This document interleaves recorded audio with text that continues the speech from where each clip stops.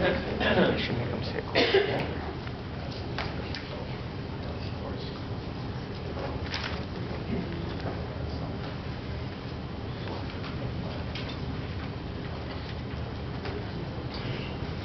evening. I'd like to call to order the City Council meeting Tuesday, April 14, 2015. Time is 7 p.m. Please rise for the Pledge of Allegiance. To the flag of the United States of America and to the republic for which it stands, one nation, under God, indivisible, with liberty and justice for all.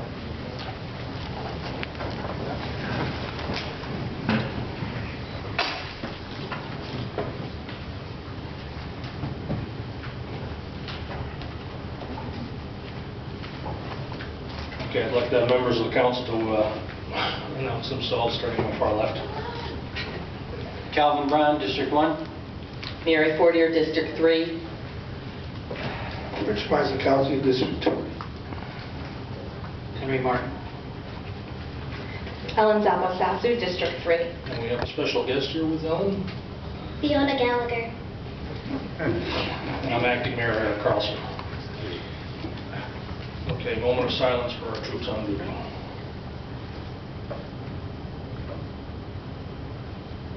Thank you. Item number 2. Approval of minutes of the regular City Council meeting on March 10th, 2015. Move approval. Second.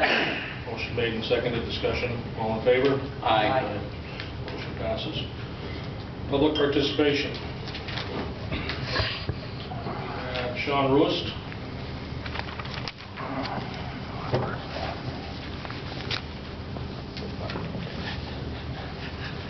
Name and address for the record.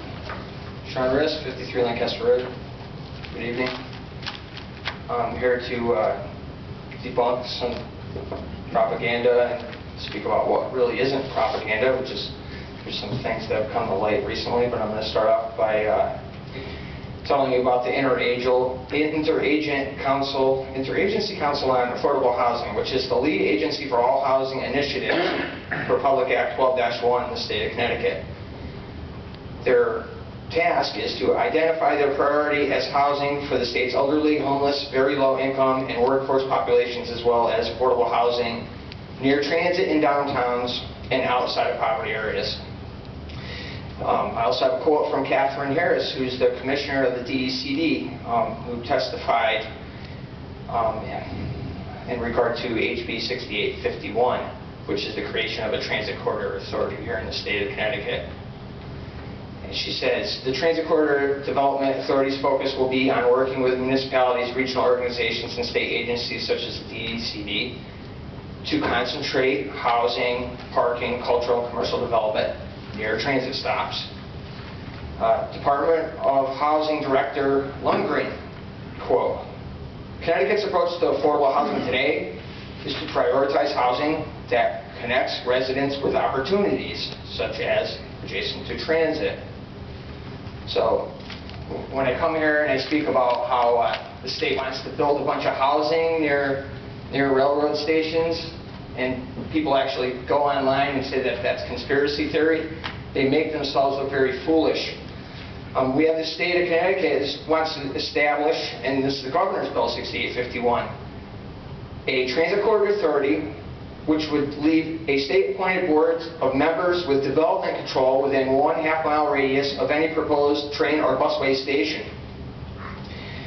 The bill's language, or the original language, provides the authority the powers of eminent domain, which, although that's been removed from the redrafted committee bill, the Department of Transportation does currently retain that power. The intent of the bill has become very apparent. People testifying in favor of the bill said these projects are not moving forward fast enough. The founders of Stamford, some of the founders of Stamford have taken strong opposition to this bill. Basically, they don't want the state telling them what to do in the downtown.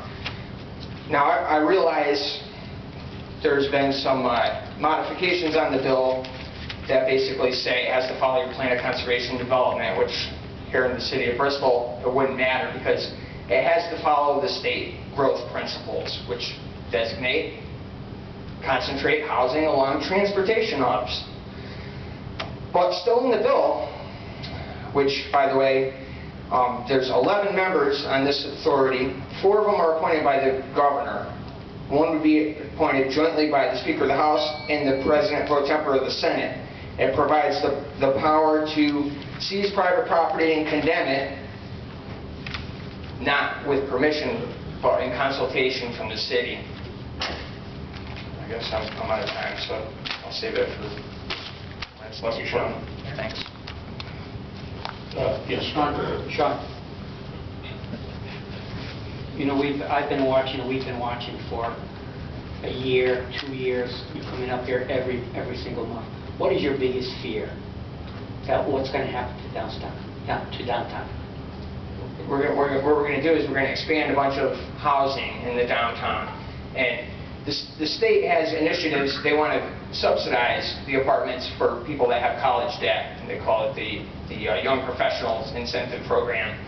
Well, if there's a market for that, we would already had people come forward, investors. But when we had Renaissance come to the table and ask for $6 to $12 million, they only had the project funded privately 7%. The rest of it relies on public funding. If it's not a viable project, that's going to get, just like Huntington Woods, it's going to be a bunch of low-income housing. But what we have that's much different than the redevelopment in the 60s is we're talking about dense, affordable housing near transportation. An urban center that has a good, business base, it can help to an extent. But if you don't have a lot of free market activity going on, like right over here, and you start to build a bunch of housing in a housing incentive zone, the state doesn't care, as far as I'm concerned. They just want to place people next to transit. We're going to have a housing hub over here, an all-heart housing hub. And I don't think that's good for the future of Bristol. If we want to grow Bristol up, let's grow Bristol where Bristol's already growing. But we're not. That's not where the subsidies are. The subsidies are over here. It's like a wolf in sheep's clothing. That's what this is. This is to take over part of the free market, to capture a part of the free market that doesn't exist right now, because they're trying to get people some disposable income by giving them free transportation. They're going to have more disposable income. They're going to spend it over here in the community. It's based on fallacy. You can't. Milton Friedman once said, "Don't judge big government policies by their intentions, but by their results." We had somebody come here from Greenville, and he said he was the mayor of Greenville, right? He came to talk about how they're stimulating growth. Did he talk about they were having a bus rapid transit coming to Greenville? Do the people of Bristol know that? Thank you. Thank you. Okay, Sam Alkus, name and address for the record, please. Name is Sam Elkis. My old address is 116 High Street. I'm here to thank the board and all the other board members in this city hall and the fire department and health department for what they are doing with the blighted buildings in this city. Because I'm one of those that just got condemned. And I'll tell you what, it wasn't, I guess I might as well say, it wasn't me that really spoke up about the building in the first place. And I'm glad they finally did something about it. And I hope they keep doing what they are doing. Because you got to change the city, and these landlords don't care. All they want is the money in their pocket. They don't fix anything. That's all I have to say. Thank you. Thank you. I just say that I believe the entire council, we are interested in the improvement of the city housing stock here to the best of our abilities, and to get after the landlords that are doing far less than they should. Okay, announcements starting on the far left. Yes, Your Honor. Very quickly, I want to let everybody know about a program from a nonprofit here in the state. The Workforce Alliance Group is launching a Ready to Work training program, which offers employers in the information technology, engineering, or advanced manufacturing fields an opportunity to hire previously long-term unemployed job seekers. So those are people who have been without a job for about 26 weeks. for on-the-job training with up to 75% salary reimbursement on behalf of the employer during the time of training. There is no salary cap. There is no geographical restrictions within the state of Connecticut. And Workforce Alliance has a pool of pre-screened qualified workers who are ready to receive the training for the job you want them to do and start work. So if you are watching at home, or anybody in the audience perhaps, that feels like they might be able to take advantage of that program as a business owner, or if you're somebody who's been long-term unemployed for 26 weeks in one of those fields, information technology, engineering, advanced manufacturing, you can reach out to me and I can put you in touch with somebody at Workforce Alliance that can give you more information or figure out if your needs can be met by their ready to work on the job training program. So I just wanted to share that as a little PSA. And also, I want to take a quick minute to say how much I thoroughly enjoyed the Police Officer of the Year dinner hosted at Nucci's Restaurant a few weeks ago by the Bristol Exchange Club. Throughout my time on the City Council, I've been privileged to be the Police Commission liaison amongst my colleagues. And I've also been a member of the Bristol Exchange Club for some years now. So getting to witness the Police Officer of the Year dinner every year from that perspective, both as the liaison and as a member of the club that hosts the event, is always a gratifying experience. But this year in particular, because as many of you know, the officer who was honored was Officer Peter Sassu, who is the School Resource Officer at Bristol Eastern, my alma mater from just a few short years ago.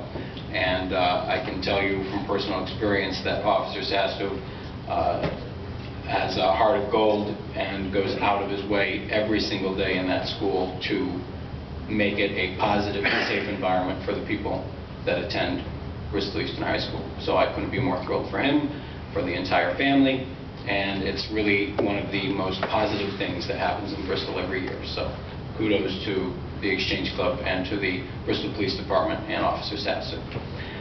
And I also just want to let everybody know that one of the other great things that Officer Sassu does as part of his commitment to the city is his program called Peter's Pockets, which allows for students who can't afford lunch on a day, perhaps, to be able to still eat, which is a great program, especially this month, which is National Child Abuse Prevention Month. Something to think about, how we service young people who are in need, and that's something that Officer Sassu clearly does, and it's a great program, and I encourage other people to consider that. It's unfortunate that not everybody is aware of how great that opportunity is, and it's unfortunate that some people don't think it's appropriate in the school. I think that it's a great thing that Officer Sassu does, and the kids are fortunate to have him there. And I would be remiss if I didn't share that as a liaison and as a big fan of Officer Sassu. So that's it for me for announcements. Thank you. Well, I just have one brief announcement having to do with the Memorial Boulevard Task Force, and I don't mean to continue to honor the Zappo-Sassu family, but you know, Councilwoman Zappo-Sassu will be reporting on the events that took place this weekend with the Memorial Boulevard Task Force. But as a citizen, I would be remiss if I didn't say that this group is just doing outstanding work. This wasn't just a good event or well done. This was an outstanding event that was masterfully done, and I want to thank Ellen Zappo-Sassu as the chair of the Memorial Boulevard Task Force, but also Dave Mills, who's one of the task force members, and Andrea Adams, who's one of the volunteers. There's a large group of volunteers that literally comes to every task force meeting. They're not task force members, but they have assignments given to them by the task force and accepted by them. And it's really Andrea, Dave, and Ellen that put this event together. And again, it wasn't just, you know, successful. It was extremely successful and just tons of fun. And it's one of the reasons that you know, it shows that Bristol's really a great place and a great place to live, work, and play. And the next event that the group is sponsoring is the Whiff and Poops. The Whiff and Poops hoops are the, excuse me, are the very famous Yale a cappella group, and they're going to be coming next Sunday at 1 o'clock. Some of our high school students are going to be singing with them at 1 o'clock, and then they'll be performing, the Wickham Hoops will be performing. We do have tickets available tonight, and they're also available at the Chamber of Commerce. And that's it for me. Thank you. One quick announcement regarding the Bristol Boys Club. They are having their annual OM show this Friday, Saturday, Sunday. So get your tickets. I'm going to turn over my announcement to Fiona Gallagher, who is joining me here tonight, and I just wanted to briefly let everybody know she's interested in government. She is a resident of the 3rd Council District, a neighbor to Councilman Fortier and myself, and so we're hoping to expose her as we like to see all future generations. And it's interesting for me to be in this capacity of hosting her tonight, because when I was her age, I came to a lot of Board of Finance and City Council meetings with my father, who served on the Board of Finance. So it's kind of part of that pay it forward and hope that in the future we'll also reap the benefits of the next generation getting involved. But at this point, I'll turn over the microphone to Fiona.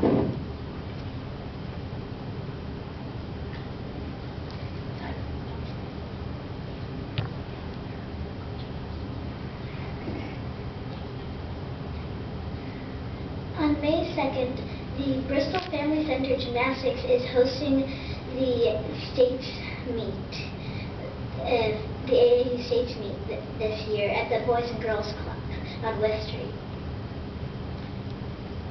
And this is a big meet which Fiona will be participating in, because this is the first time they've ever hosted it. So it's going to be an opportunity to showcase our club, but also have everybody enjoying the restaurants and everything else that Bristol has to offer. So we thought it was worthy of an announcement. Thank you. Thank you, Fiona. I have a couple of announcements. Just a quick note, Forestville Duck Race is coming up on May 3rd at 11 a.m. Also at the Boulevard is going to be the Bristol Brass and Wind Ensemble on Sunday, May 3rd at 4 p.m. And yes, the Boys and Girls Club OM show is coming up. My wife's in it. I think I'm going to be in it for one number. I do have another announcement to deal with that is a little upsetting to me, and it concerns the stories we've had recently about the heroin overdoses. There's been 3 of them in the last week, and I just wanted to ask Police Chief Grimaldi to come up and speak on the issue.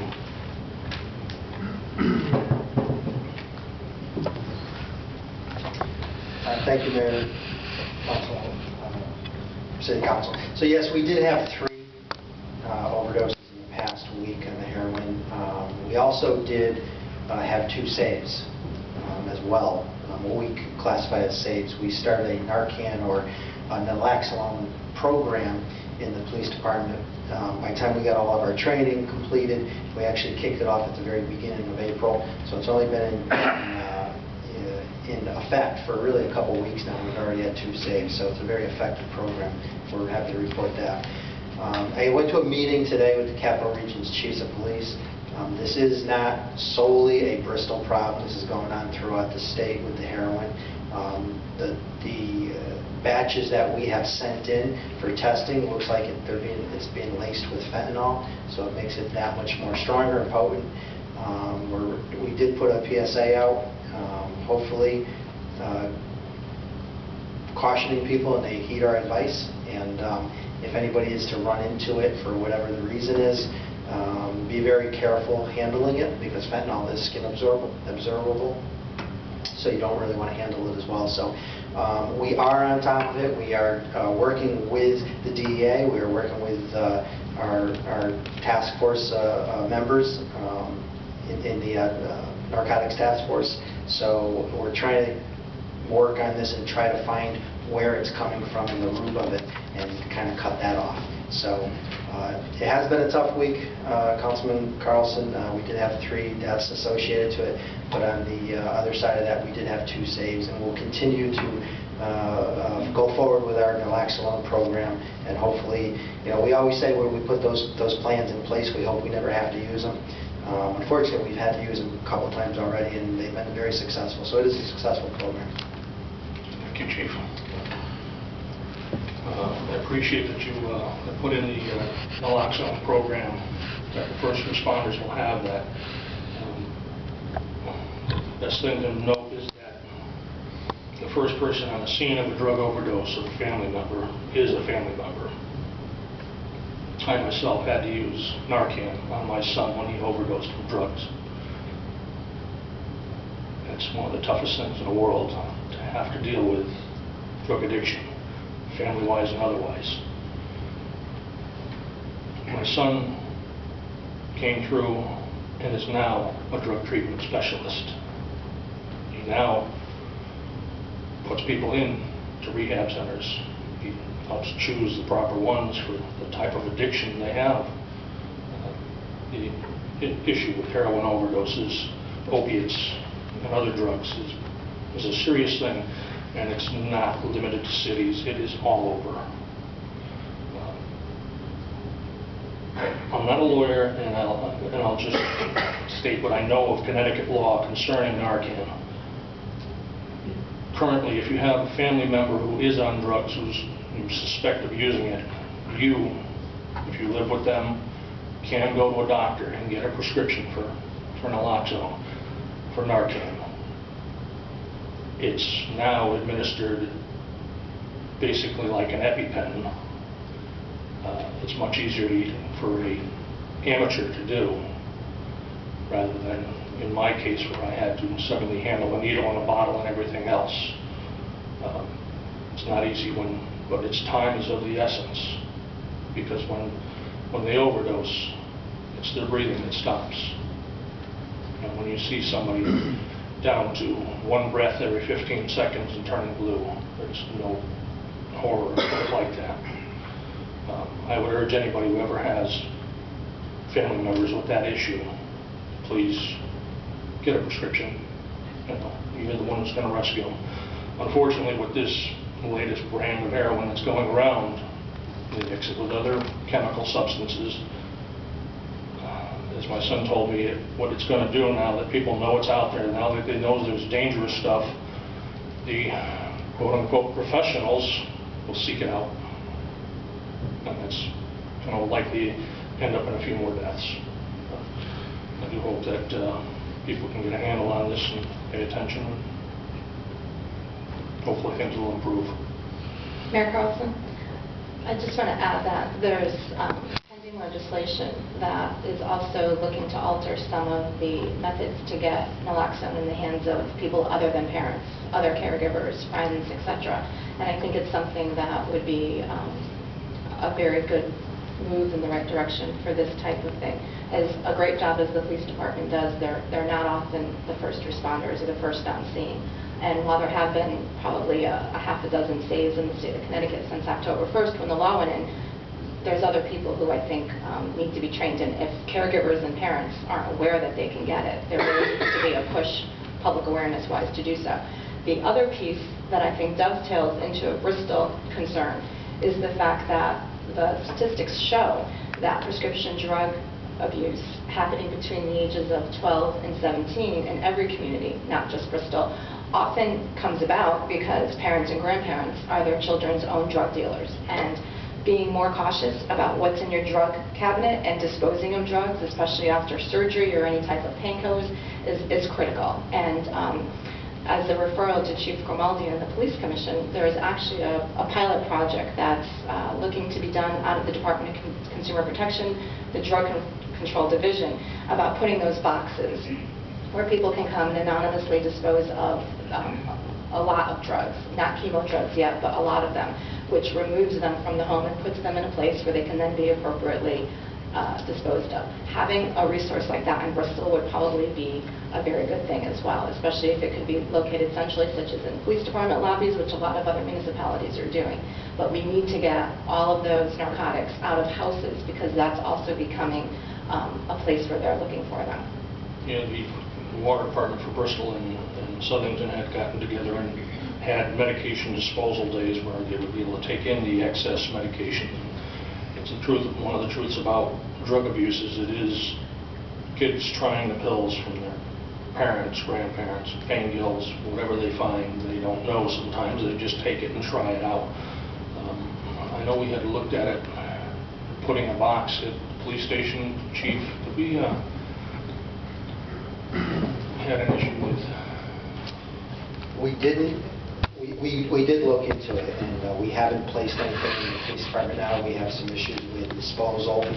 We have some issues with who's going to dispose of it and all that type of stuff. Handling, Working safe handling? with safe handling. We try to do that. We have actually we have an order on that anyways, how we handle all the drugs anyways, but it was more a sense of the disposal part of it. It's not as easy as just going down to Covant and disposing them for free. That doesn't really happen.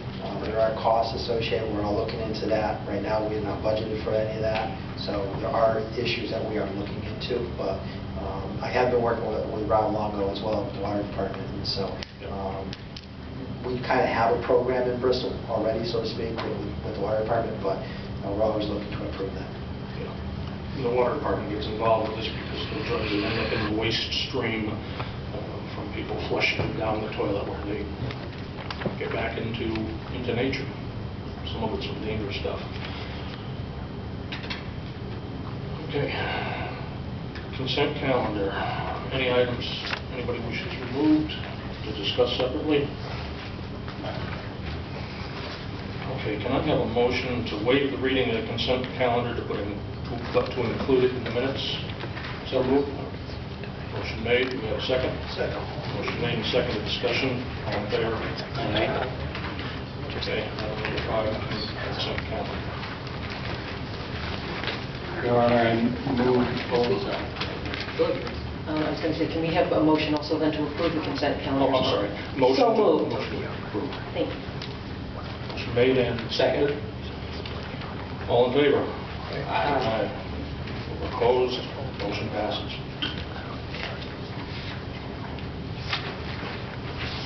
Item number 6. Reports and committee reports, starting on my far left. Yes, Your Honor, a couple items. This week, April 12th through 18th, is National Library Week, a celebration and recognition of the services provided to the public by America's 123,000 public libraries. In Bristol, our libraries are celebrating being an important part of our community. Over the last year, the public libraries in Bristol circulated over 300,000 items to the public and generated foot traffic downtown of over 300,000. As part of the National Library Week celebration, this Wednesday, April 15th, Bristol Public Library will be hosting 18 Connecticut authors at Authors Next Door Local Authors Fair. On Saturday, April 18th, there will be a special afternoon edition of the Library Coffee House series featuring award-winning musician Sherry Miller. The program is free of charge to members of the community. And there is also a rally for Connecticut libraries on Wednesday, April 15th, tomorrow, from noon to 1 p.m. at the state capitol by library patrons and supporters hoping to encourage the legislature to avoid eliminating state funding for Connecticut's libraries, including Bristol libraries. More information on how to help our libraries is available at the Bristol Public Library website and through the Connecticut State Library. Also, from the Bristol Mayor's Task Force on HIV/AIDS, the task force will be hosting their educational annual HIV forum on Wednesday, April 29th from 8:30 to 3:30 p.m. at the Bristol Public Library.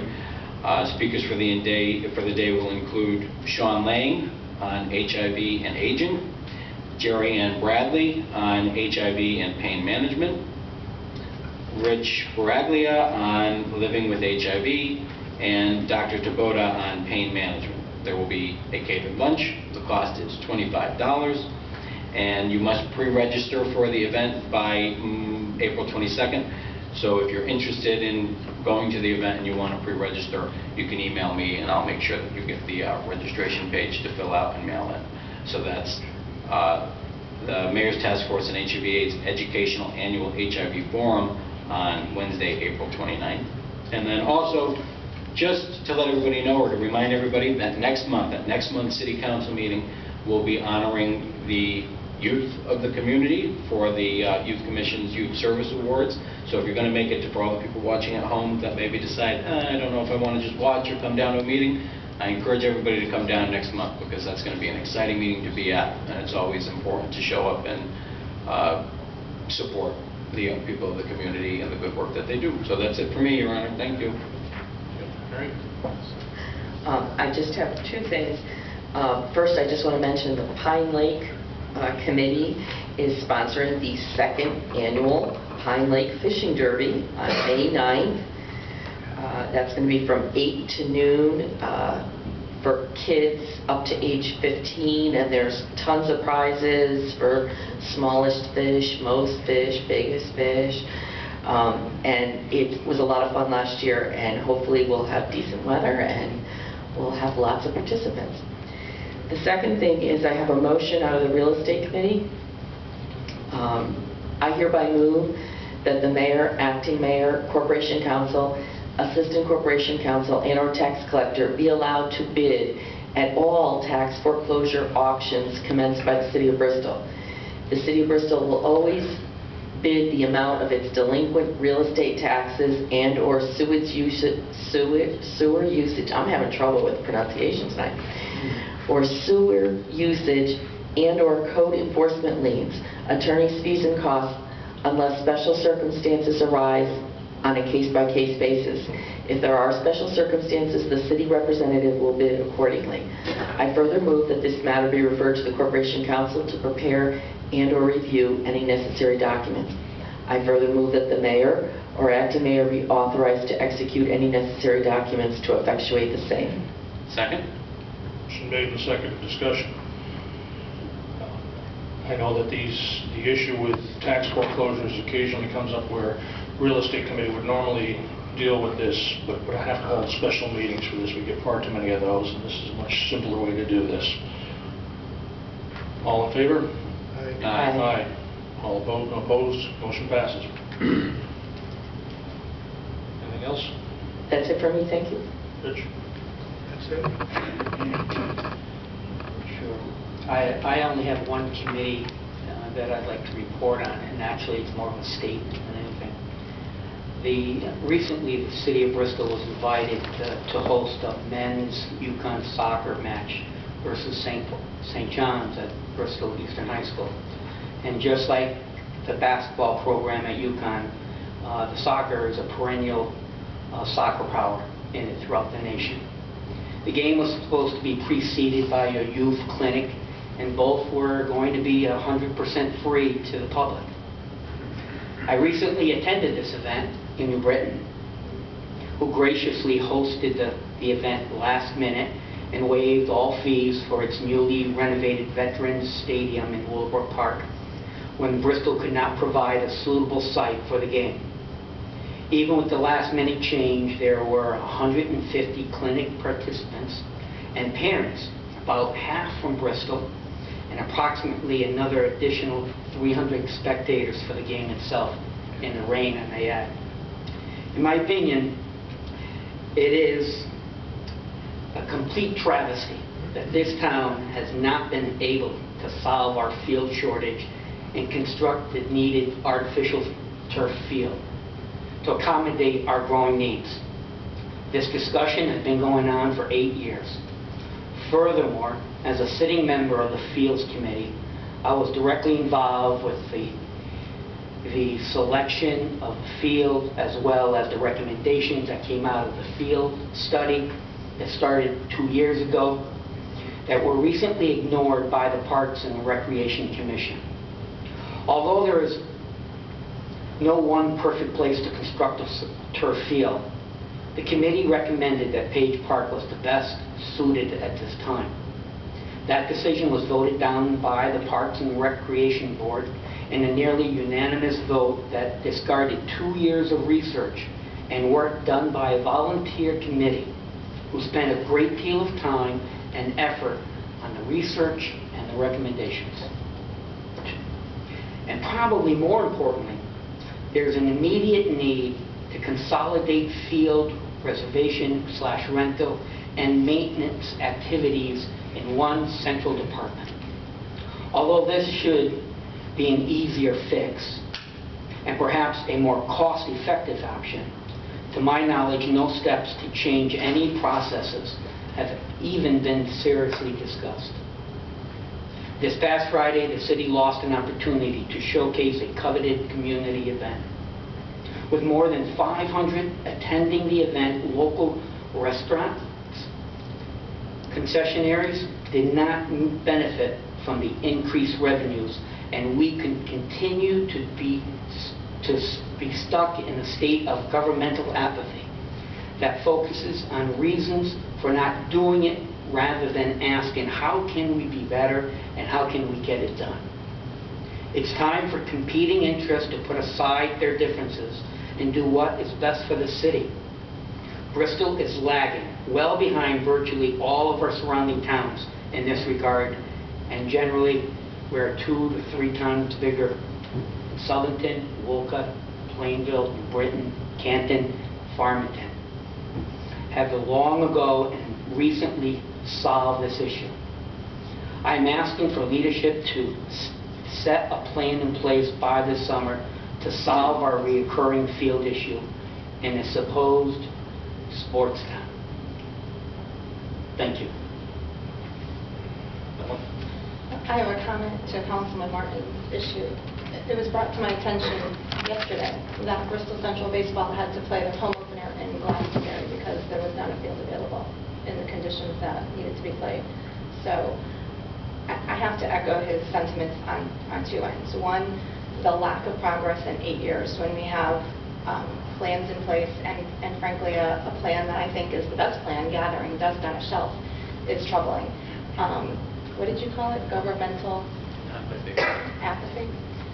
I'm facing some of the same issues at the Boulevard, and it's very disheartening, especially when you have so many people coming together to make something happen and really believe in it, and you can't get toilet paper in the dispensers, and you're charged atrocious amounts of overtime for people who are supposed to have charge of that building to begin with to clean it. And then when you get there on the day of your event, it's not even clean.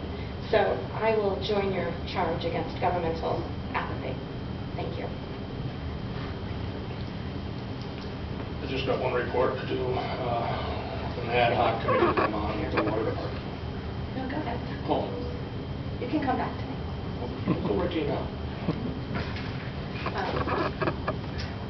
Well, since I started with the Boulevard, I guess I'll turn to the positive that despite the obstacles that were placed in our way and continue to be placed in our way, we have yet again eluded failure and had a very successful event on Saturday night where we had 400 paying guests plus other volunteers come in and enjoy a concert on Saturday night in downtown Bristol.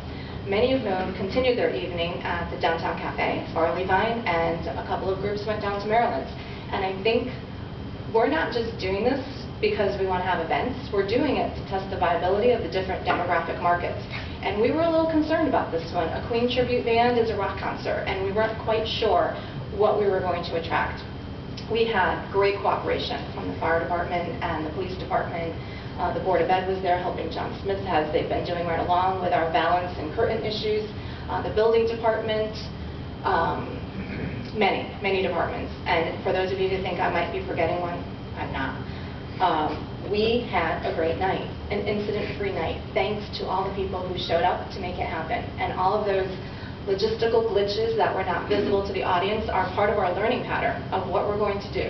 And everybody, I think, is very excited that this could, in fact, be the catalyst for downtown development and what you want to see on Main Street on a Saturday night.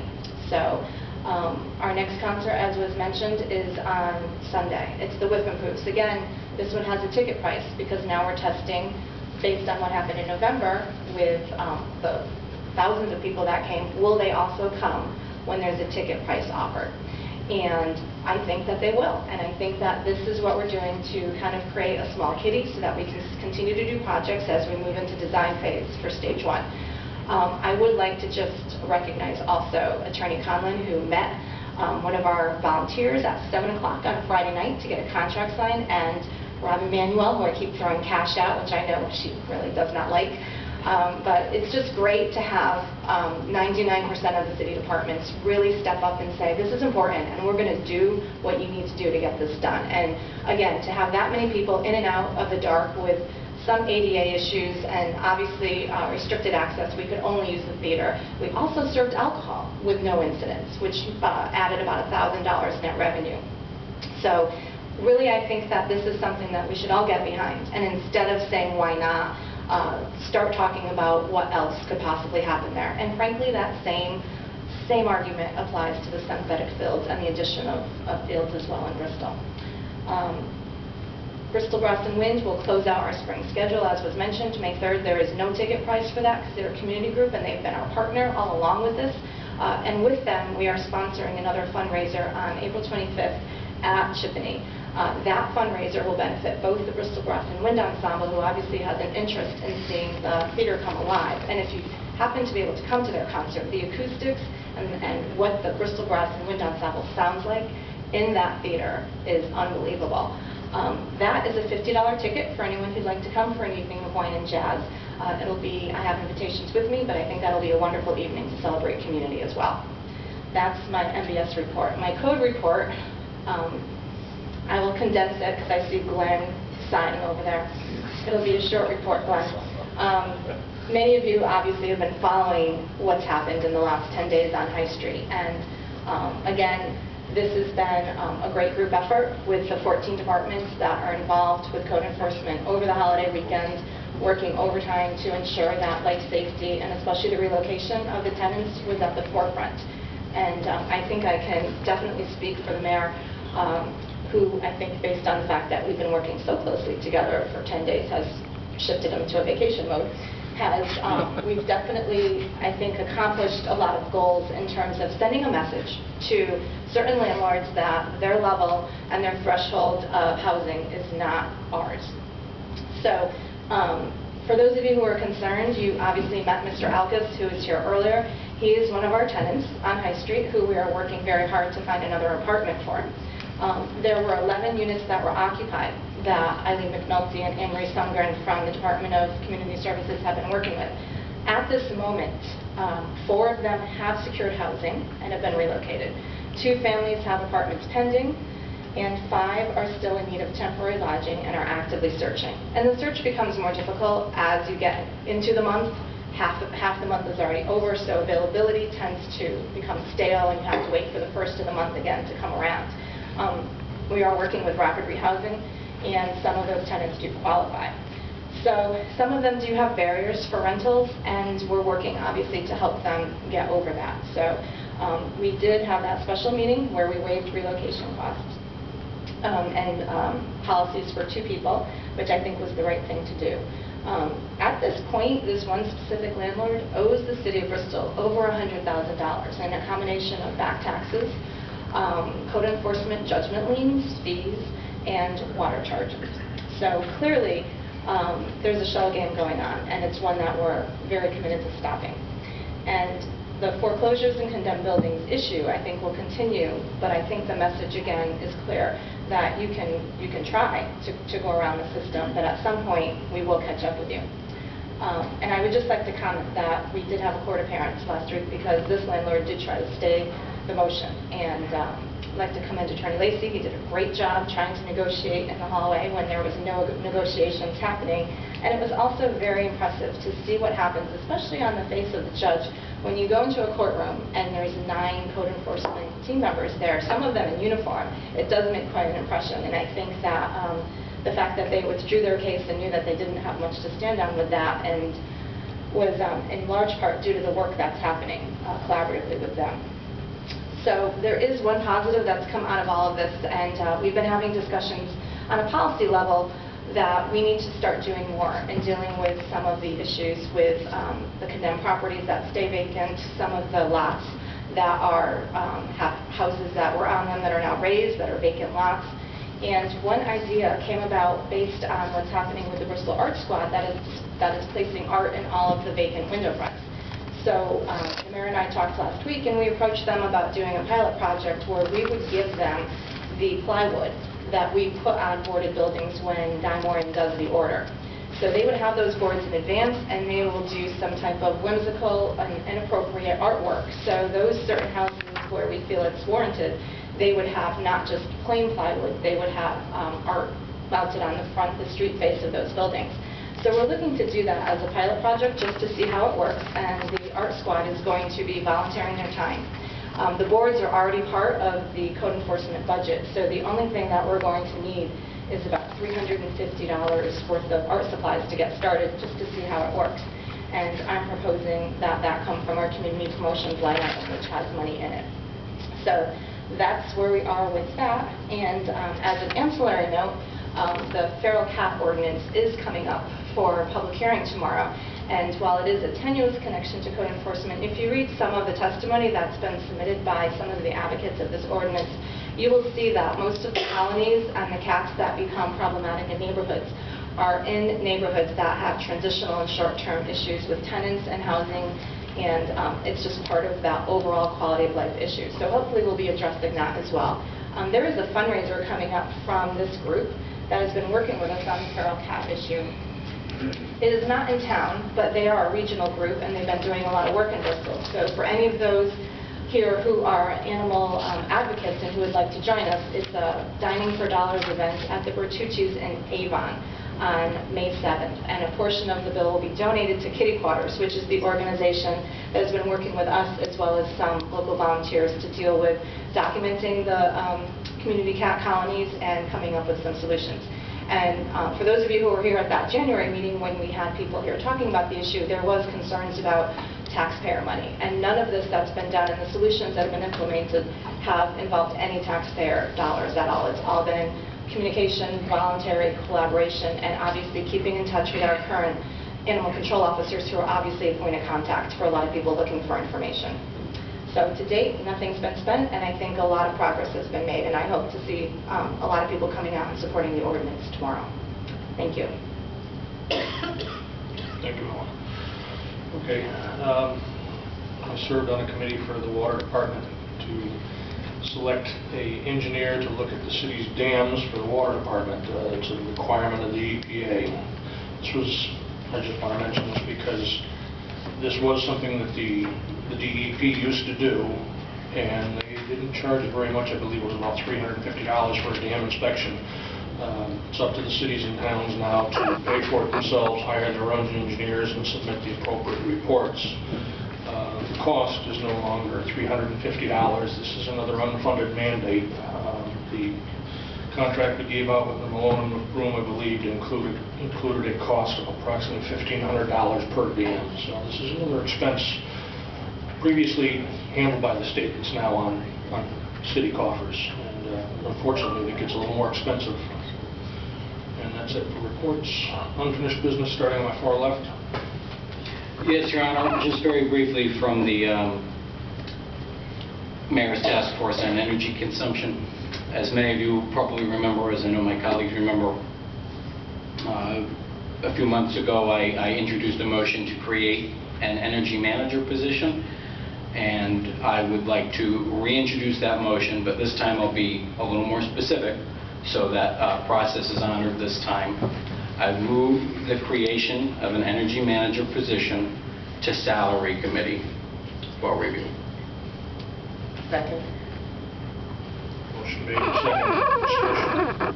I will, Your Honor, I will send the information again to the salary committee members so that they have everything to review and their consideration. All in favor? Aye. No. One no. Motion passes. Thank you. Which business, Mary? None for me, thank you. Rich? Ellen, unfinished business? I just have one item. I've received a lot of questions about the amphitheater construction on the corner of the Depot Square. And so I'm just wondering, did we ever vote on that? And how are we allocating those resources? I know we discussed it in December, but I don't think we ever voted on that. Does anybody recall? Because I couldn't find it in the minutes. Voted on that, I thought, as part of the piazza. I don't.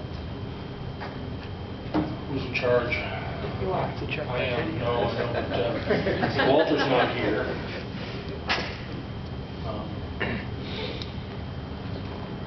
I'm Walter, but I can't add any. And I wish I know. Okay, well, I would just like to, You can certainly bring that up at the next, we got the special city council meeting, I suppose you can bring that up on the agenda. Voted to so that plus the funding mechanism is what I'm interested in. start using that as a public space. I don't recall. Any other unfinished business? New business starting on my far right. None. I have one item.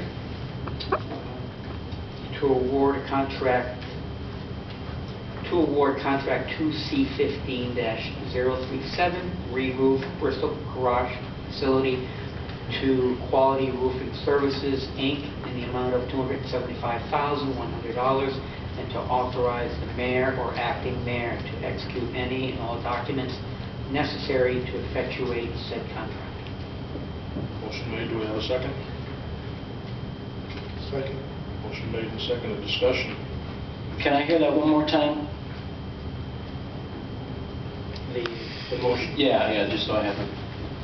To award contract 2C15-037, re-roof Bristol Garage Facility to Quality Roofing Services, Inc., in the amount of $275,100, and to authorize the mayor or acting mayor to execute any and all documents necessary to effectuate said contract. Is this coming from building committee, Councilor?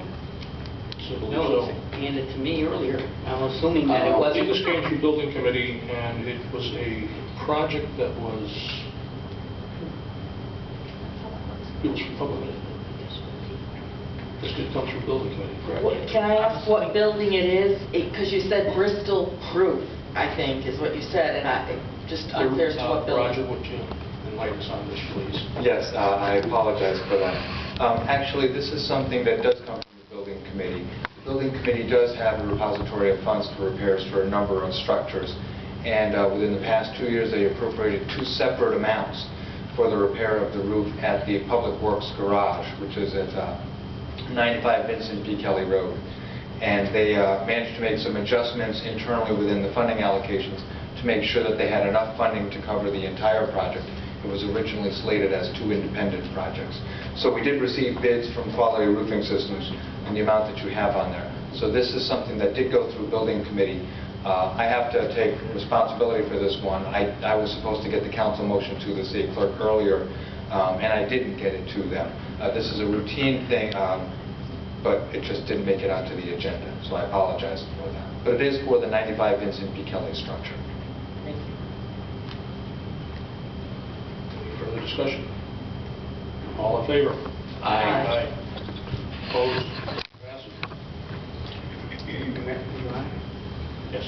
One other new business. Diane, were we supposed to vote on the assistant deputy treasurer tonight? It's coming Because up I don't have a on motion. That's coming up under appointments. Oh, it is, okay. Thank you. New business on theft. No. Mary? No. Very good. Okay, item 9, resignations.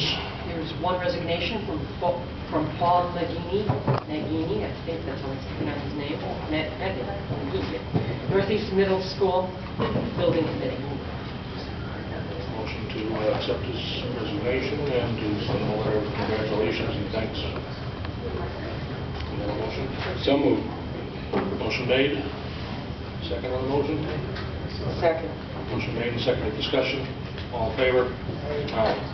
Motion passes. Okay, appointments.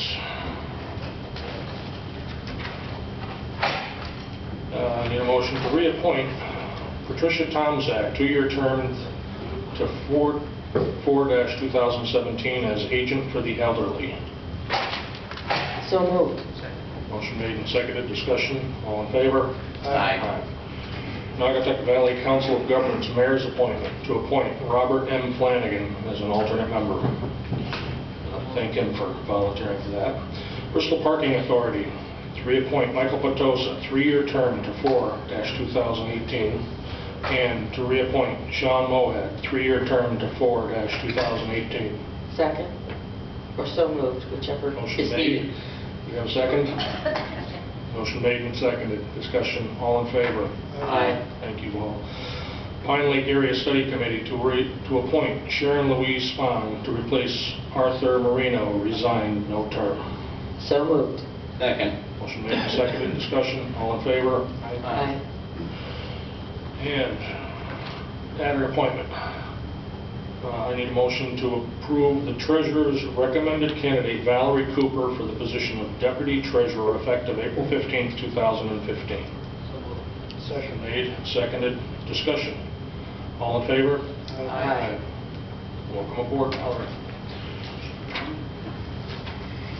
And that's it for appointments. Item number 11.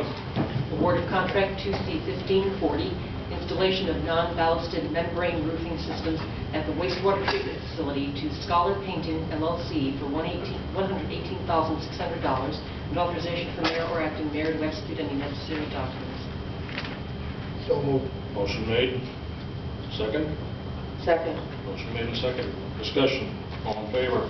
Aye. Opposed? Motion passes. Item number 12. To amend contract 2P1384, architectural engineering services for construction of new fire station with Castle Booth Associates Incorporated for $70,000, and authorization for mayor or acting mayor to execute any necessary documents. Do I have a motion? So moved. Second. Motion made and seconded. Discussion. All in favor? Aye. Opposed? Motion passes. Item number 13. To amend contract 2P1385, construction management services as advisor for construction of new fire station with Gilbane Building Company for $75,000, and authorization for mayor or acting mayor to execute any necessary documents. Do I have a motion to approve? So moved. Second. Made, seconded. Discussion. All in favor? Aye. Opposed? Motion passes. Item number 14. Award of contract 2P1561, professional services, ecological risk assessment to Fussin O'Neill Incorporated for $15,900, and authorization for mayor or acting mayor to execute any necessary documents. Motion to approve? So moved. Motion made. Second. Seconded. Discussion. All in favor? Aye. Opposed? Motion passes.